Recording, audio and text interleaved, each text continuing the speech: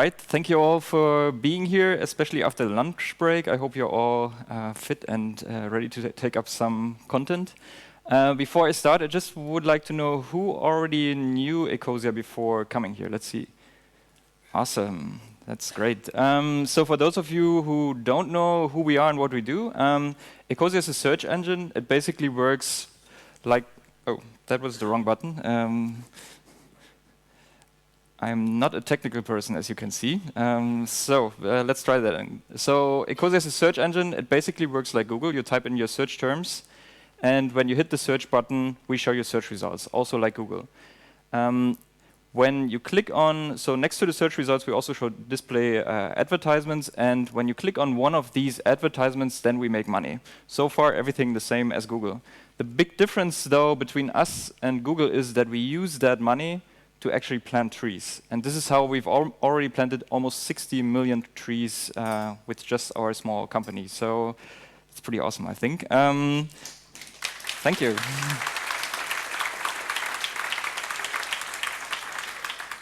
So we're planting trees in areas where they're most needed, like here in Burkina Faso, for example, where we're basically turning the desert into forests again. And why is that important? For the local people who live in these villages nearby, this is basically a life-changing event. So for them, it means that suddenly they can generate income again, suddenly they have access to water again, and it basically also in the end means that they can send their kids to school. This is really a fundamental change for the local people in the countries that we're working in. We, of course, also do this because we want to fight climate change. Every tree we calculate takes around 50 kilograms of CO2 out of the atmosphere during its lifetime. And if you plant 60 million trees, that's quite a lot of CO2.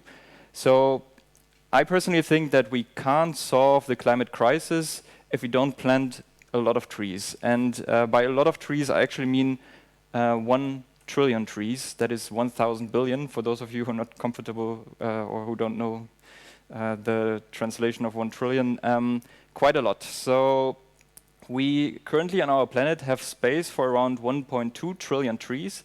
And if we plant these 1.2 trillion trees, then we solve climate change, basically. We also solve poverty to a large extent. And we also solve hunger and the problem that there is not enough access to water on this planet.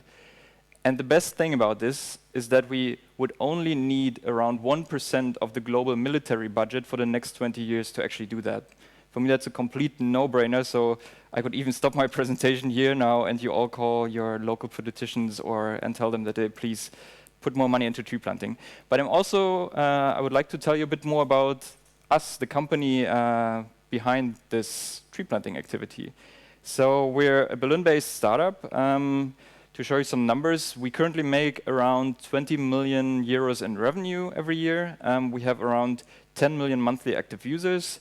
And we're, according to Alexa, we're on Alexa rank 480, which means we're among the 500 biggest websites on the planet in terms of traffic. That also means that we're the biggest European search engine, and it also means that we're the biggest environmental website in the world. Unfortunately, I wish there were more.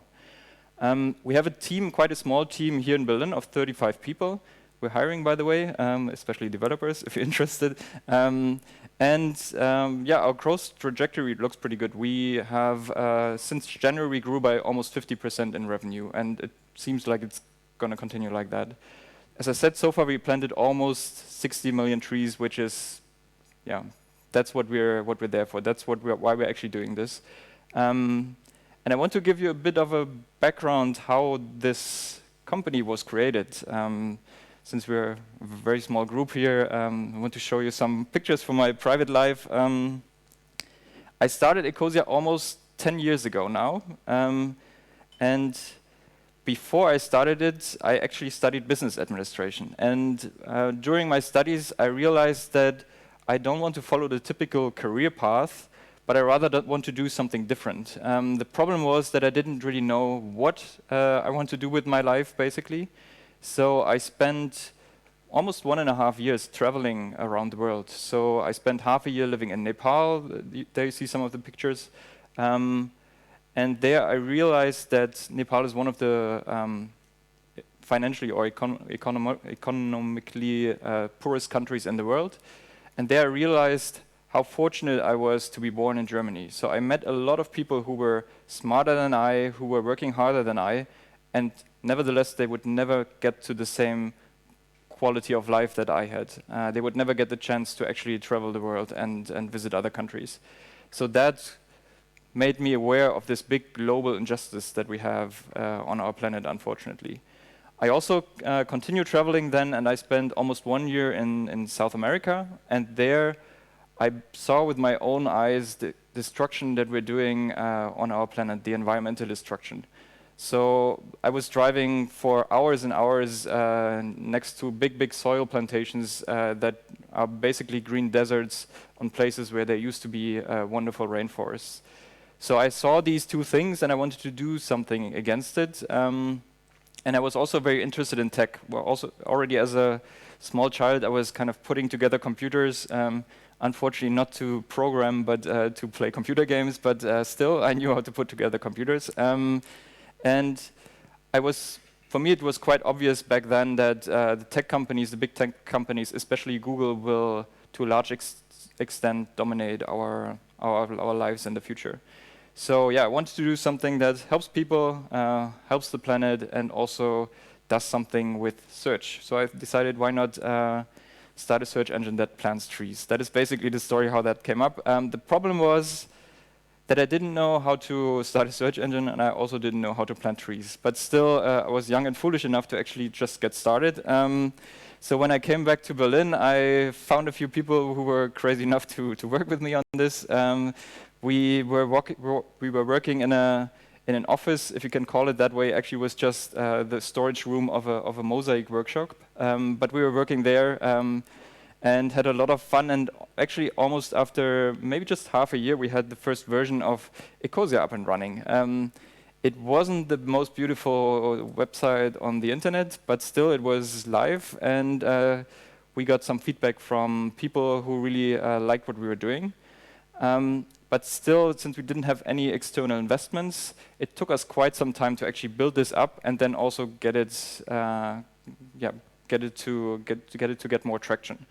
So I started Ecosia in 2009, and it took us almost 4 years to actually get to 1 million trees. So that was one of the points where we had a big celebration, we had a big party, and we were all happy about our 1 million trees planted. But we also realized that 1 million trees basically on the global scale is just not enough. We just need to do a lot more. And that was actually the point when we made the first change to the Ecosia business model. We used to give 80% of all our revenues to tree planting, which in hindsight was just crazy, because that basically meant that we never could pay decent salaries, neither to me nor to the people who were working at the company. It also meant that at the end of the month, there was never money left over to do any investments. In some months, even just the cost for service and so on were more than the 20% that we actually set aside for our own costs. So that was the point when the company was 4 years old and reached 1 million trees, where we actually communicated to our users that we want to change that model and that we're going to give all of our profits to tree planting in the future. We thought that our users would be outraged, but they were actually really positive about that and said, yeah, that's awesome. Of course, you need to make investments. And within just a few months, we actually reached a point where we were planting more trees under the new model. Even though we gave a lower percentage, the cake in a way got bigger so that we could give more money to tree planting. And that was actually the point when Ecosia started turning into a real company, I would say, where we could really afford a decent office, for example, and also paying decent salaries to people. So now we're, as I said, a team of 35 people. We have a wonderful office in the core of Berlin with a ping pong table, free breakfast on Wednesdays, and everything that you need to be a hip Berlin startup. So yeah, that's really awesome. But it took us a while to get there because we didn't have investment money to build all that up, but we always had to generate the funds for these kind of investments from our own cash flow. But Ecosia is also this, which is the tree planting projects. So when I say that we have 35 people working at the company, I'm not counting the thousands of people who are actually planting the trees for us. And this is actually probably the much more difficult work. So for me, it's really interesting. I try to go at least once a year to one of these tree planting projects to observe all the positive impact that we're having there. And for me, it's really mind-blowing every time that I have a chance to go there. It's also just fun to be a CEO of a search engine that plants trees, which are two completely different worlds. I picked this picture here because there I was sitting on a pickup while visiting our project in Indonesia. And maybe 2 or 3 minutes after that picture was taken, actually the whole pickup just was driving through a river and actually fell over, and we all landed in the river. So that's not the typical kind of event that you usually have when you work at an internet startup. So it's really good to see that. I mean, it's amazing experiences, but it's also, it shows you that many people on this planet actually have very different problems to the problems that we all here have. So, and it also makes me very humble and grateful for the opportunities that I have, and gives me the motivation that I need to, keep working hard and even harder if possible. So, we're trying to plant a lot of trees. That's our core mission, but we're also trying to do other things. You probably heard about this forest, which is the Forest of Humber. Who of you is from Germany here? Who knows this forest? Yes, so I'll give it a little bit of a background. This is an ancient old-growth forest that is standing right next to Europe's biggest open-cast coal mine, which is run by an energy company called RWE. And they want to extend their production, so they want to cut down that forest. And there was a lot of demonstrations so that this shouldn't happen. And we also, as a company, we discussed while having beers what we could do to maybe help protect that forest. So, and at some point, somebody basically jokingly said, "Hey, we could just buy the forest." And we thought, what a stupid idea, let's do it.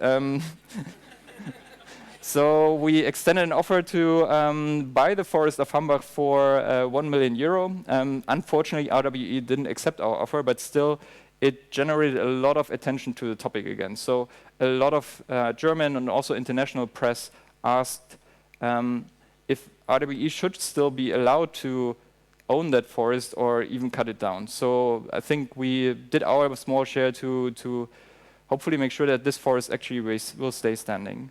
And that for me is important, that we as a company also take our responsibility not only to further develop our own business, but to have change in society as a whole. Another thing that we did last year actually was that we turned Ecosia into one of the first purpose companies. What is that? A purpose company basically is a normal limited liability company, or a GmbH, and you give 1% of your company to a purpose foundation. That's how they're called, and they in return get veto rights so that you can never sell your company, you can never take any profits out of your company, you can never change the purpose of your company, and people who own shares always have to be people who actually work at the company, so the control is with people actually within the company. A lot of investors, not sure how many investors are around here, probably wouldn't like that idea very much, but for us it just felt the right thing to do, because for me this is basically the answer to turbo capitalism. I think we have shifted a bit too far to a system that is just for the sake of profits destroying our planet, and I think companies like these could be partially the answer to the crisis that I think we have at the moment. And it's really, so basically, I want to put that effect in, sorry. Wow, yeah. So basically, Ecosia is not for sale, and I think that's very important, because we're becoming more than a normal company. We're becoming a movement, I hope. We are already one of the biggest environmental movements of the planet, and that also comes with a responsibility. And just me and my business partner, Tim, we just decided that we should not have the right to sell this to anybody, even though that means to say no to a lot of money. It still felt for us that this would be the right thing to do. Yes, and then also that meant that a lot of people talked about this step, which gave us a lot of publicity, which is great. But also now I have basically every week somebody who is a founder of a company, or people who are planning to found companies, who want to take that same direction, who basically want to give away their company and make it turn it into a non-profit company. So I think that's really great. I think everything for Ecosia is really just going awesomely well. Everything's perfect. But I'm not 100% satisfied because of this. Who knows what that is? Any ideas? I see a hand over there. Just shout it. Exactly. This is global temperatures during the last more or less 100 years. So this is a different kind of chart. As you see, we're already in the middle of climate change. Climate change has already begun. And I think a lot of people don't know what that actually means. For me, climate change is the most underestimated existential threat. Even though now a lot of people are talking about it, I still think that most people haven't understood what this actually means. We're currently like really on a path to extinction, and if we don't change something within the next 5 years, then it will basically be too late. So, and I don't see that change happening yet. I see a lot of action now on the streets, which really makes me happy. But I hope that this topic becomes even more important, so that we just find a way to avoid catastrophic climate collapse, because that would really be the biggest failure of our generation, I think. So we as Ecosia, we try to be one of the biggest forces to actually help fight climate change. So I like that picture by Delacroix a lot, but I try to improve it a little bit with my Photoshop skills. So there you go. So that's what we're trying to be. We try to lead by example. We use 100% renewable energy since the company existed, basically. Also, we always put our purpose before profit. We treat our people well. We don't buy stuff that we don't need. We fly almost never. So yeah, we're trying to be a role model and also try to encourage others to make sure that we win this fight against climate change. And I'm really happy about the movement that is currently happening on the streets, and I think we should all support that. I think there's also something like developers for the future, right? Maybe you want to join this. I think Ecosia is actually going to join it. So yeah, that's who we are and what we're trying to do. I think I have around 10 minutes left, so I want to do a little experiment with you. Because the reason why I'm here is, of course, that you all know Ecosia, but what is actually more important to me, that you maybe try to help us solve this climate crisis. So I want to do a little experiment. I will give you 1 minute now so that you can maybe think about what you could do in your personal lives to help solve the climate crisis. And I advise you not to skip that step, because then in the second step you would not look very good. So I will just time 1 minute now, and take some time to think about what you can do.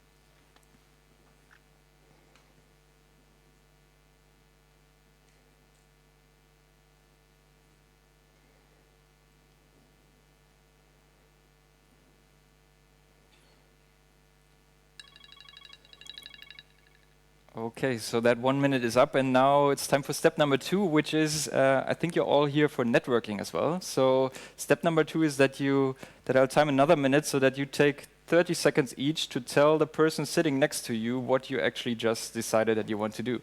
So I hope you actually thought about it in the first place.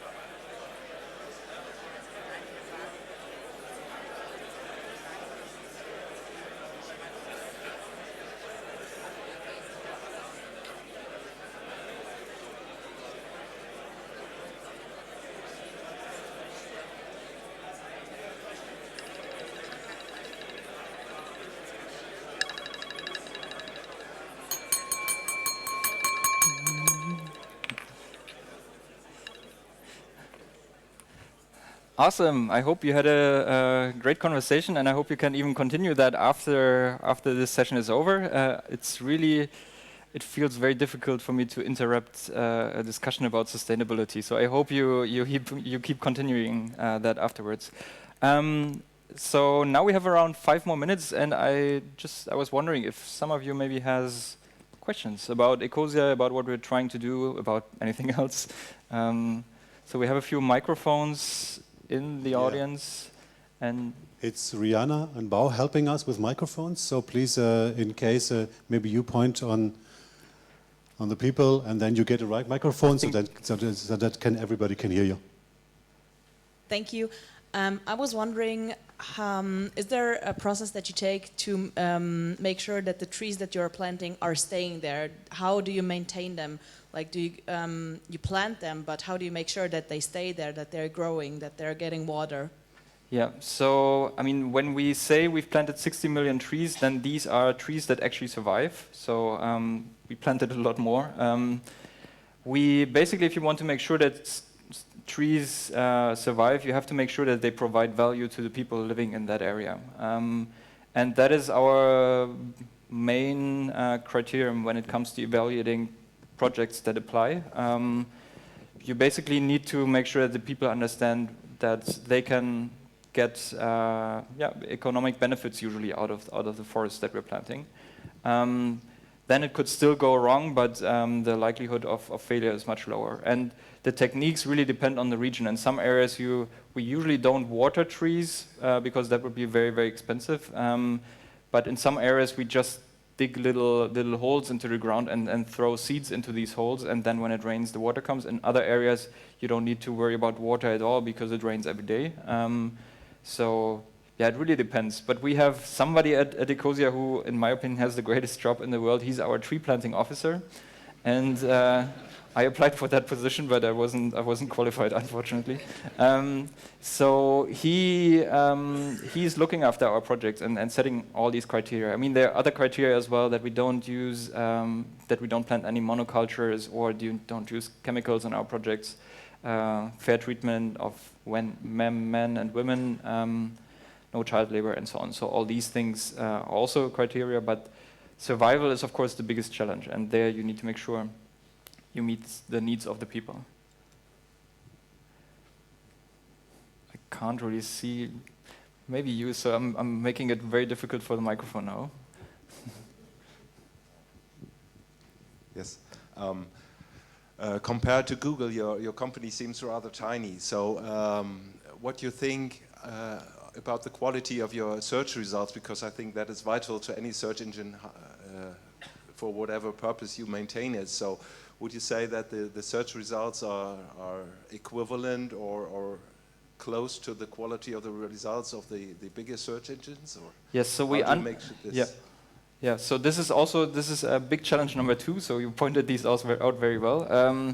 So we're working together with Microsoft to access their search algorithm. If we were not able to do that, then I think the whole company wouldn't be possible, because you need billions of dollars of investment to actually make a decent search engine.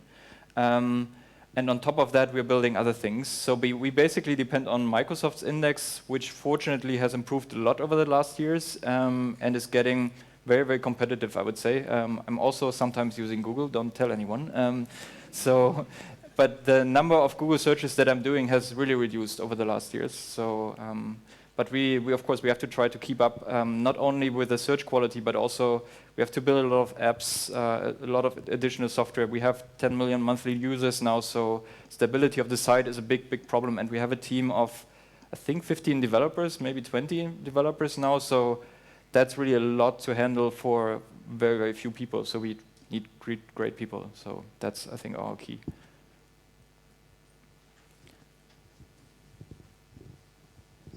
Christian, thank you so much for a very inspiring presentation. Lucky someone showed Ecosia that I mentioned yesterday. What I was wondering, do you guys do user research? Research, how do you mean, for what? Do you talk to your users? Do you see why they want to be sustainable, why they want to search with your search engine? Do you? Yeah, so we have also UX people at the company, I think 3 UX positions. And yeah, they help us figure out what people want. All right, then I think Maybe time is over One as more well. question. There's one more. Let's do one more. One in the back, maybe.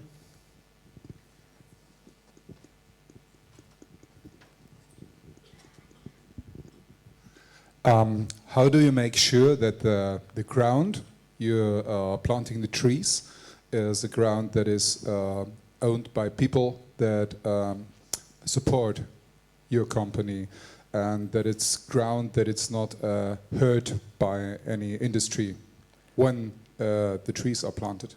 Yeah, so the land that we plant our trees on is usually owned by the communities, and we make a long-term agreement with these communities. So usually 30, 40, 50 years, we agree together with them that the trees can't be cut down. And also the land can't be bought by anybody else. Of course, we're working in countries where agreements are difficult to, I mean, not to make, but then really to follow up on them if they are broken. That's sometimes challenging. But so far, we didn't have any big problems there because maybe you don't have a good law system in many of these countries, but usually trust and honor is something that is very important to a lot of communities in developing countries. So if you have a good conversation with the people really on an eye-to-eye, on an eye level, then I think so far that hasn't been a problem for us. And we would never take away land from people who, I don't know, so that they can't do farming on it anymore. We just take land that is not used or not useful for the villages. Okay, so it's safe country. Safe country for the planted trees, so to speak. Yes. Yep. Yeah. And you're still organizing further communities to make the movement grow? Yes, so we need, if you want to change your job, we need more tree planting projects. Unfortunately, there are not enough tree planting initiatives on this planet, which is especially worrying since we need to plant these 1 trillion trees. So yeah, there are a lot of people who want to do it, but really good organizations who can do it at scale, at very low cost with a high survival rate, there are not so many actually, which is a problem. Okay, thank you. Cool. So, thank you very much. I think afterwards there's also a possibility to talk to Christian, hopefully. So we are all going now to be Ecosia users, yeah, if we are not already using it on a day-to-day basis. Thank you very much for this wonderful closing keynote. Big applause again, please.